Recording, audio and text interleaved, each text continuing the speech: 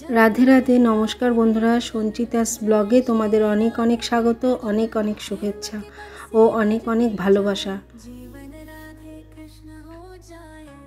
तो बंधुरा अनेक दिन हलो रातेर भिडियोगुलो तुम्हादेर साथे शेयर करा हयनि, तो आज के भाबलाम जे आज रातेर भिडियोटा तुम्हादेर साथे काल शेयर करब, तो सेई जोन्नो आज राते भिडियोटा शूट करछि।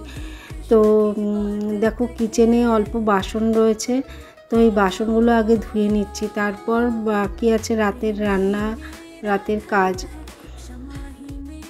रान्नाघरेर बेसिने ना बासन सेरकम नेই, अल्प कयेकटा बाटी आछे, एकटा डिश आछे। तो रान्नार पर और खाওয়া দাওয়ার पर सब बासन बेरोबे, तो तखन आबार प्रेसार कुकार बेरोबे, भातेर हाঁড়ি कड़ाई सब बेरोबे, सेगुलो आबार तखन सब परिष्कार करे धुए नेब। तो चलो आटाटा मेखे निই।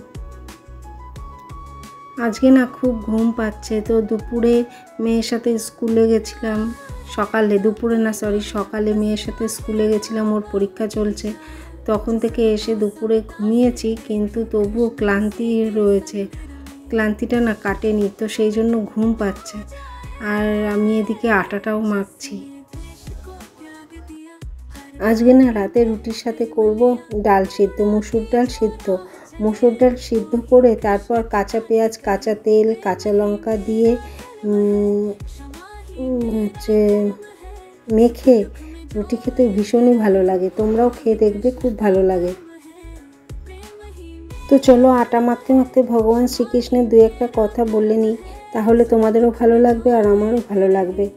আর ভিডিওটি কেমন লাগলো তা তোমরা আমাকে কমেন্টে অবশ্যই জানিও, ভালো লাগলেও জানিও, আর যদি ভালো না লাগে তাহলেও তোমরা আমাকে জানাতে পারো।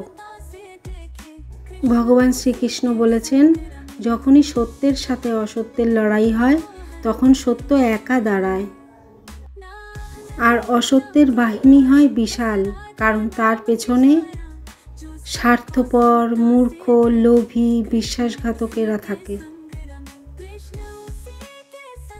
তো আটা তো মাখা হয়ে গেছে, বেলাও হয়ে গেছে, এবার রুটিগুলো সব ছেঁকে নিচ্ছি। কিন্তু আটা মাখাটা না আজকে না একটু নরম হয়ে গেছে, তো সেই জন্য রুটি বেলার সময় একটু অসুবিধা হচ্ছে, তাড়াতাড়ি বেলতে পারছি না।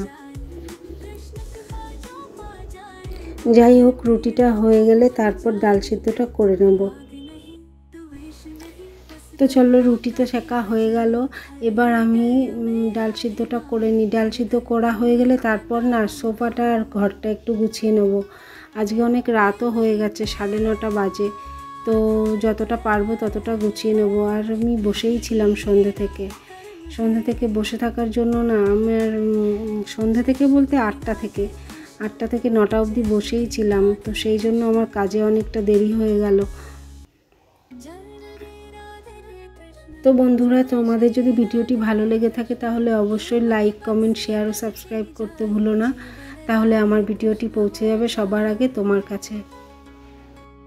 দেখো সোফা তো গোছানো আছে, তবুও একটু এলোমেলো থাকলে না ভালো লাগে না, মনে হয় যেন পুরোপুরি একদম পারফেক্ট না করা পর্যন্ত আমার মনটা শান্ত হয় না। তো যেটুকু বাকি থাকে সেটুকুও ভালো করে গুছিয়ে নিই। তো বন্ধুরা, আজকের ভিডিও এ পর্যন্তই, আবার চলে আসবো কাল তোমাদের সামনে নতুন কোনো ভিডিও নিয়ে।